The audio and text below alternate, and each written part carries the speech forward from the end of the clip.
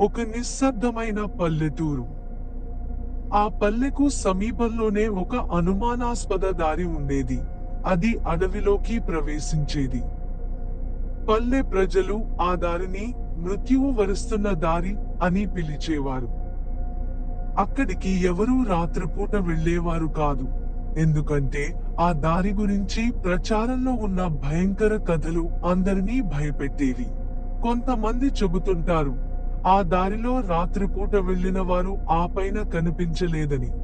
ఒక రోజు రాజు అనే యువకుడు ఆ పల్లెలోకి వలస వచ్చాడు. అతనికి పల్లె కథలు, భూతాల కథలు అన్నీ ఒక విడ్డూరంగా అనిపించేవి. వాస్తవానికి ఆ దారి గురించి ఎవరైనా చెప్పినప్పుడు రాజు ఆ కథలపై నమ్మకం పెట్టుకునేవాడు కాదు. అతని మిత్రులు అతన్ని ఆ దారిలో రాత్రిపూట వెళ్ళొద్దని హెచ్చరించినా అతను సరదాగా ఆ మార్గాన్ని చూడాలని నిర్ణయించుకున్నాడు.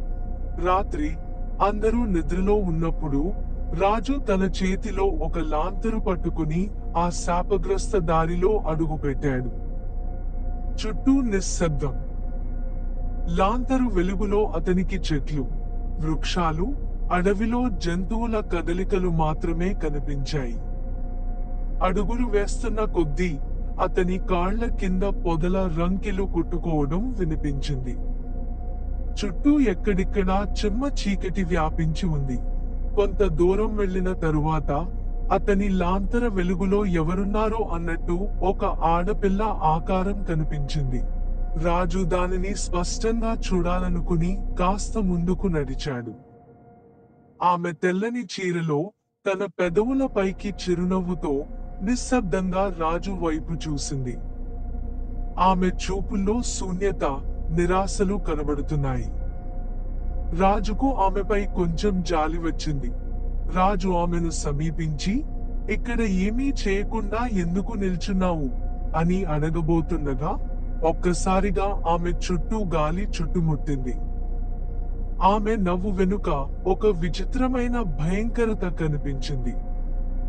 ఆ నవ్వు లోతులలో ఒక అలంకారపు భయం పొంగి పొరలిన. రాజు కొంచెం వెనక్కి తడబడుతూ మెల్లగా వెనక్కి తిరిగి వెళ్లాలనుకున్నాడు. కాని పూర్వపు దారిని కనుగొనలేకపోయాడు. ఎటు చూసినా చెట్లు మాత్రమే కనిపించాయి. ఆ ఆడపిల్ల అతనిపై చూపులు నిలుపుతూ తానే కొద్దిగా దగ్గరికి వస్తోంది. రాజు ఆ నవ్వును చూసి తీవ్రంగా భయపడ్డాడు. కాని తన గుండెల్లో ఒక సంకల్పంతో కాస్త ధైర్యం తెచ్చుకుని మరింత లోతుగా అడుగులు పెట్టాడు. ఎంత ప్రయత్నించినా తన మొదటి దారి కనబడలేదు. అక్కడే ఉండే పూలు, వృక్షాలు, పొదలు ఆయనను కదలకుండా చేస్తూ ఉండటంతో ఏదో భయం అతన్ని కరగంటు పట్టింది.